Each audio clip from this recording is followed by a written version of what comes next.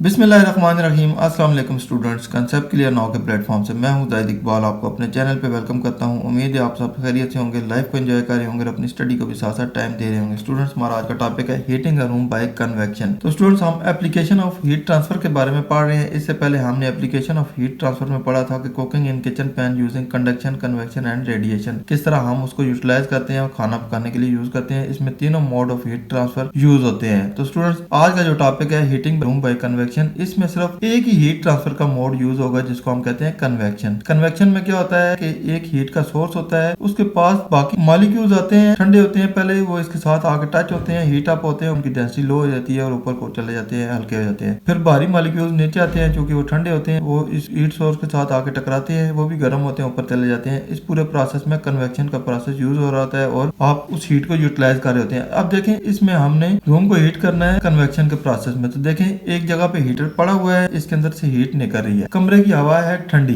अब इसके करीब करीब जो हवा होगी उसके साथ टकराएगी, गर्म होगी, उसकी डेंसिटी लो हो जाएगी, वो हल्की हो जाएगी, ऊपर को उठ जाएगी, ऊपर जाएगी, उसका गैप फिल करने के लिए ऊपर से ठंडी हवा नीचे आ जाएगी, वो भी हीट सोर्स के पास आएगी, गर्म होगी, ऊपर चली जाएगी। ये सर्कुलेशन चलती रहेगी और इस तरह आस्ता आस्ता कमरे की जितनी भी ठंडी हवा है इसके साथ टकराती रहेगी, गर्म होगी, ऊपर जाती रहेगी और कमरे का टेम्परेचर नॉर्मल होता जाएगा, नॉर्मल से फिर हीट अप होता जाएगा। इस तरह पूरे कमरे में आप हीट को ट्रांसफर कर देंगे कन्वेक्शन के प्रोसेस से। तो स्टूडेंट्स, वीडियो का बकायदा आगाज करने से पहले आप सब दोस्तों से रिक्वेस्ट है, चैनल को सब्सक्राइब करें, वीडियो को वॉच करें, साथ साथ लाइक का बटन जो अंगूठे का निशान है उसको दबा दिया करें। आप लोगों के लिए जो मैं एफर्ट करता हूं, आप वीडियो को लाइक करते हैं, उससे मेरा हौसला बढ़ जाता है। और वीडियोस को दोस्तों के साथ, कजन्स, रिलेटिव्स, क्लासमेट के साथ लाजमी शेयर करें। पॉजिटिव माइंड से किसी के साथ नेकी करेंगे, आपके साथ भी नेकी वाला मामला होता है। बेल आइकन जो घंटी का बटन है उसको लाजमी दबाएं, ताकि मैं एक तरतीब से वीडियोस को अपलोड कर रहा हूँ आपको उसी तरतीब से मिल जाएंगी, आपको सर्चिंग की जरूरत नहीं पड़ेगी। वीडियो का बकायदा आगाज करते हैं heating a room by convection. Convection के प्रोसेस से आप रूम को कैसे हीट करते हैं। कहते हैं इन विंटर, सर्दियों में क्या होता है, gas heaters are commonly used in Pakistan to keep rooms warm.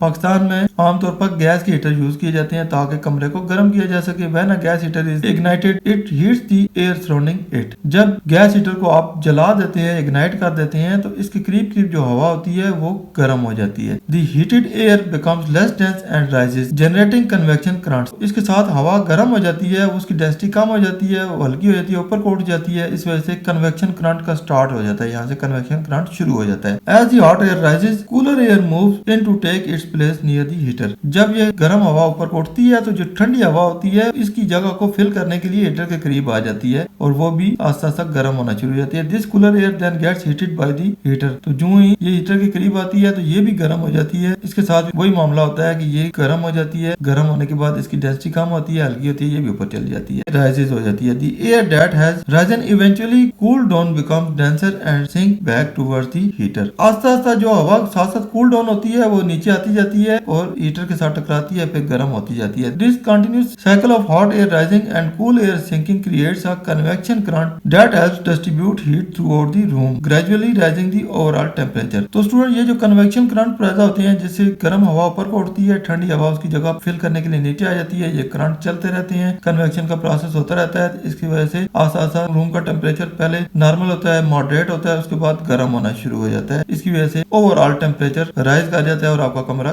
गर्म हो जाता है। तो स्टूडेंट्स, ये था हमारा आज का टॉपिक जिसमें हमने heating a room by convection के बारे में पढ़ा। उम्मीद है आपके सारे कंसेप्ट क्लियर हो गए होंगे, बहुत कुछ सीखने को मिला होगा। वीडियो पसंद आए इसको लाइक, दोस्तों के साथ शेयर करें और जाहिद इकबाल को दुआ में याद रखें। इंशाल्लाह नेक्स्ट इन्फॉर्मेटिव वीडियो के साथ जल्दी आपकी खिदमत में हाजिर होऊंगा। तब तक इजाजत दीजिए, अल्लाह हाफिज।